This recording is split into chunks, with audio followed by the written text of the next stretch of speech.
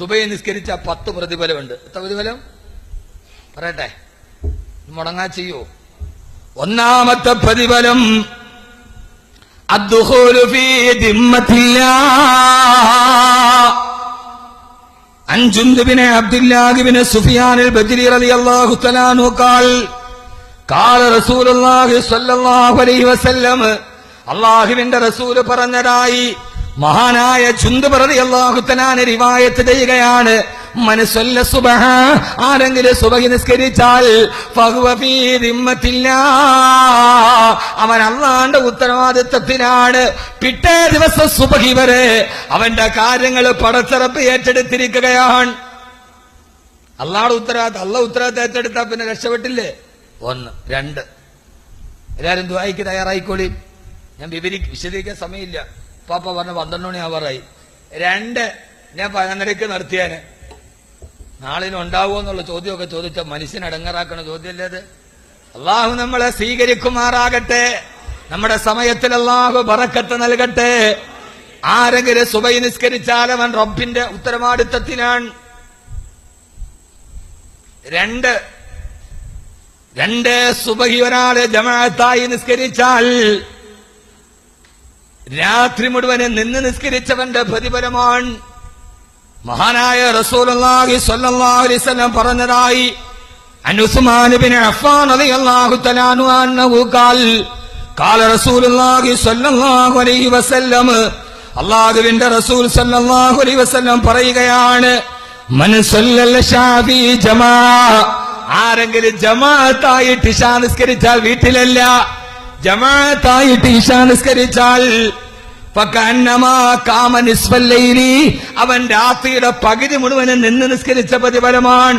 വമൻ സല്ല സുബ്ഹ ഫീ ജമാഅത്തിൻ, ആരെങ്കിലും സുബ്ഹി ജമാഅത്തായിട്ട് നിസ്കരിച്ചാൽ ഫകഅന്നമാ സല്ല ലൈല കുല്ലിഹി, അവൻ രാത്രി മുഴുവൻ നിന്ന് നിസ്കരിച്ചവന്റെ പ്രതിഫലമാണ്. ഇശാ ജമാഅത്തായിട്ട് നിസ്കരിക്കുക, സുബ്ഹി ഇശാ വീട്ടിലല്ല, ജമാഅത്തായിട്ട് പള്ളിയിൽ. കാരണം 3ാമത്തെ പ്രതിഫലം മുനാഫിക്കാവൂല. കാരണം എന്റെ നിസ്കാരം അത് മുനാഫിക്കീങ്ങൾക്ക് വലിയ ഭാരമാണ്. 1 ഇശാവും സുബ്ഹിയും, 2 മുനാഫിക്കീങ്ങൾക്ക് ഭാരമാണ്. ഇശായി സുബ്ഹിയും ജമാഅത്തായിട്ട് നിസ്കരിക്കാത്തവൻ നിഫാക്കിലേക്ക് പോകും. ഒരു നാട്ടിൽ ദീനുണ്ടോന്ന് അറിയണമെങ്കിൽ ഇശായിക്കും സുബഹിക്കും ആ നാട്ടിലെ പള്ളിയിൽ എത്ര പേര് നിസ്കാരത്തിനുണ്ടെന്ന് നോക്കിയാൽ മതി. ഇശായിക്കും സുബഹിക്കും ആ പള്ളിയിലെ, ആ നാട്ടിലെ പള്ളിയിൽ എത്ര പേര് ജമാഅത്തിനുണ്ടെന്ന് നോക്കലാണ് ആ നാട്ടിലെ ദീൻ. ഇപ്പൊ കുറ്റിപ്പുറം ആലിഞ്ചുപട്, അതല്ലേ മഹല്ല്, കുറ്റിപ്പുറം മഹല്ല്, ഇവിടെ ദീനുണ്ട്. എങ്ങനെയുണ്ടെന്ന് അറിയാം. സെൻസസ് വേണ്ട, അങ്കമാടിയിൽ നിന്ന് ടീച്ചർ വന്ന് കണക്കെടുക്കണ്ട, ആശാ വർക്കേഴ്സ് നടക്കണ്ട. സുബഹിക്ക് ഇശാക്കും കുറ്റിപ്പുറം പള്ളിയിൽ വന്നിട്ട് ജമാഅത്തിന് എത്ര പേരുണ്ടെന്ന് നോക്കിയാൽ അതാ ഇവിടുത്തെ ദീൻ. എത്ര പേരുണ്ടാവും? പുതിയ പള്ളിയിൽ 60-70 പേരുണ്ട്. ഇവിടെ എത്ര വീടുണ്ട്? പിന്നെ എല്ലാരും ഒക്കെ ഇവിടെ ഉണ്ടാവൂല. എന്നാൽ ആ നാട്ടിലുള്ള ആളുകളെ ബോക്സ് മേരാ വീണ് സബീലില്ല. അള്ളാഹു സ്വീകരിക്കട്ടെ. 4ാമത്തെ പ്രതിഫലം, 3 പറഞ്ഞു ബറാഅത്തും മിനൻ നിഫാഖ്. 4ാമത്തെ പ്രതിഫലം, നാളെ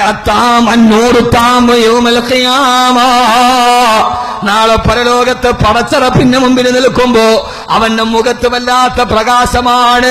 നാളെ പരലോകത്ത് ഹൃദയത്തിനും മുഖത്തിനും പ്രകാശം നൽകുന്ന നിസ്കാരമാണ് സുബഹി നമസ്കാരം. ഞാൻ സമയം പോയത് കണ്ട് നീട്ടുന്നില്ല, പെട്ടെന്ന് പറയാൻ. അതുകൊണ്ട് നിസ്കാരം മുടക്കരുത്.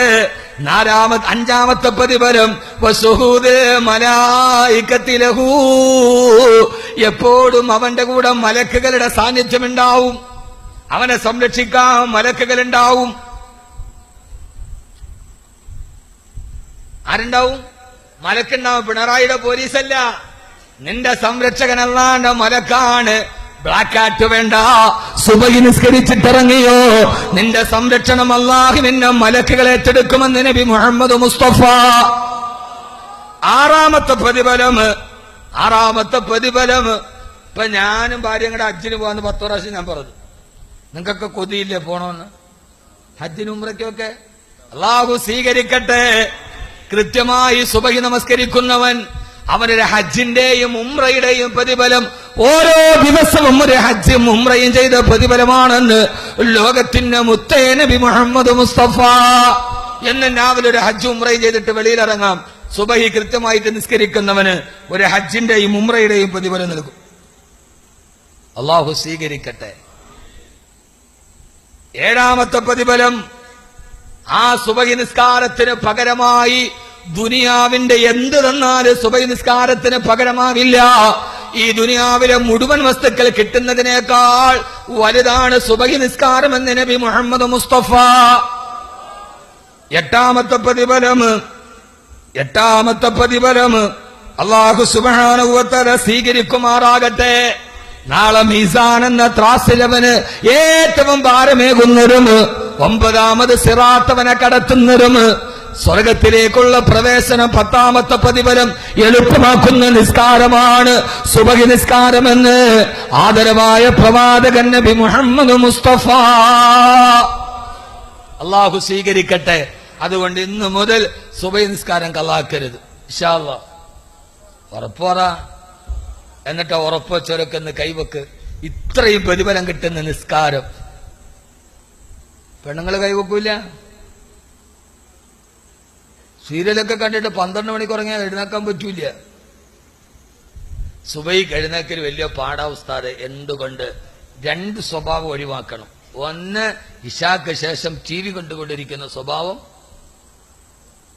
ഒഴിവാക്കണമെന്ന് നബിയുനാ റസൂലുള്ളാഹ് വകാന റസൂലുള്ളാഹി സ്വല്ലല്ലാഹു അലൈഹി വസല്ലം യക്റഹുൽ കലാമ ബഅദൽ ഇശാ. ഇശായ്ക്ക് ശേഷം വർത്തമാനം പറഞ്ഞിരിക്കുന്നത് നബി തങ്ങൾക്ക് ഇഷ്ടമല്ല. ഇന്ന് വീട്ടിൽ ഇന്റർലോക്ക് ഇട്ടിട്ട് ഇരിക്കുകയാണ് 12 മണി വരെ. പിന്നെ കിടന്ന് അങ്ങനെ സുബഹിക്ക് എഴുന്നേക്കുക. സഹാബത്ത് പള്ളിയിലെ കഥ പറഞ്ഞാൽ പറയും ഓട് വീട്ടിൽ പോ, സുബഹിക്ക് വരാനുള്ളതാണ്. ഇശാക്ക് ശേഷം സിനിമ കാണുക, കഥ കേട്ടിരിക്കുക പാടില്ല. സുബഹിക്ക് എഴുന്നേക്കാൻ പറ്റൂല. മനസ്സിലായോ? 2, ഇശാക്ക് ശേഷമാണ് ഇപ്പൊ നമ്മുടെ നാട്ടിലെ മുഴുവൻ ഹോട്ടലുകളും തുറക്കുന്നത്. പണ്ട് അടക്കണ സമയത്താണ് ഇപ്പൊ നമ്മുടെ നാട്ടിൽ ഹോട്ടലുകള് തുറക്കണതാ. നഹാ റസൂലുള്ളാഹി സ്വല്ലല്ലാഹു അലൈഹി വസല്ലം അനിസമുരി. ഇശാ കഴിഞ്ഞിട്ട് ഭക്ഷണവും കഴിച്ച് കഥ പറഞ്ഞ് സൊറ പറഞ്ഞിരിക്കുന്നതിന് നബി തങ്ങൾ വെറുത്തിരുന്നു. പാതിരാ സമയത്ത് ഈ ചുട്ടകോടിയും വലിച്ചതെന്ന് ഈ കുഴിമന്തിയും വാരിക്കയറ്റി വെറുതെ കഥ പറഞ്ഞിരിക്കരുത്. അത് തിന്നരുതെന്നല്ലേ. ഇശാക്ക് മുമ്പേ തിന്നിട്ട് വീട്ടിൽ വരണം. മഗ്രിബ് കഴിഞ്ഞ് കഴിക്കലാണ് ആരോഗ്യത്തിന് നല്ലതെന്ന് ഡോക്ടർമാർ തന്നെ പറഞ്ഞിട്ടുണ്ട്. ഇശാ കഴിഞ്ഞിട്ട് ഈ കുഴി മലപ്പുറം ജില്ലയിൽ എത്ര കുഴിമന്തിയാ. നിത്താക്കാത്ത് വന്നുകൊണ്ട് കുഴിമന്തി കൂടി. അള്ളാഹു അതിൽ ബറക്കത്ത് ചെയ്യട്ടെ. സാധുക്കളുടെ വരുമാനമാണ്. അത് നേരത്തെ കടിച്ചിട്ട് നേരെ വന്ന് നിന്റെ വീട്ടിൽ വന്ന് കിടന്നുറങ്ങണം. ഇശാക്ക് ശേഷം ഇത് ചെയ്യുന്നതിന് നബി തങ്ങൾ ശക്തമായി നിരോധിച്ചിരുന്നു. പാടില്ല. അള്ളാഹു നമ്മളെ കാത്തുരക്ഷിക്കട്ടെ. നേരത്തെ കിടക്കുക, നേരത്തെ എഴുന്നേൽക്കുക, റബ്ബിനോട് തവക്കുലാക്കുക. അള്ളാഹു പരീക്ഷണങ്ങളൊക്കെ മാറ്റിത്തരട്ടെ. ഇനി ഒന്നുകൂടി, ഇതൊക്കെ ചെയ്തിട്ടും ജീവിതത്തിൽ അള്ളാഹു ദുഃഖമാണ് തരുന്നതെങ്കിൽ അവസാനത്തെ ഒറ്റ മറുപടി മാത്രം, എല്ലാ ദുഃഖങ്ങളും അവസാനിക്കുന്നത് സ്വർഗത്തിൽ മാത്രമേയുള്ളൂ. ദുഃഖമില്ലാത്ത ജീവിതം സ്വർഗത്തിലേ ഉള്ളൂ എന്ന് ഉറപ്പിക്കും. പ്രയാസമില്ലാത്ത ജീവിതം അത് സ്വർഗത്തിൽ മാത്രമാണ്. അള്ളാഹു ആ സ്വർഗം നമുക്ക് തരട്ടെ.